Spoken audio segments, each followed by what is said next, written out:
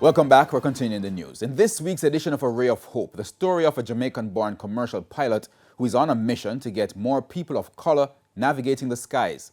As Kian Morgan reports, the captain is training aspirants through full scholarships valued at thousands of US dollars each. At just 8 years old, Glendon Fraser was already certain about what he wanted to be in life the moment he looked to the skies. I remember being in the yard in my town in Westmoreland, wanted to find out what I saw flying over the sky, that white trail. And I went inside and I asked my mother what it was. And she came out and told me that it was an airplane and that people were in it. And there was people called pilots who would take family members and friends and business people to all places around the world. And from that moment, I said that I wanted to become a pilot. And after migrating to the United States shortly after, he went on to pursue his dream. His journey started at the Embry-Riddle Aeronautical University in Florida, where he trained to be an aviator.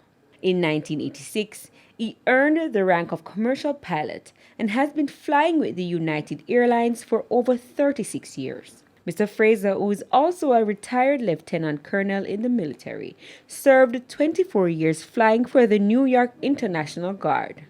That spurred his humanitarianism. After a hurricane had devastated Jamaica, we brought supplies, material, men and equipment down to Jamaica. And of course, I always get choked up when I think about that because here you are trying to help out the country of your birth. And it's the same feeling which led him to start an initiative, the Red Tail Flight Academy, aimed at training people of color to become commercial pilots. Not very often that you see people of color flying in the airports.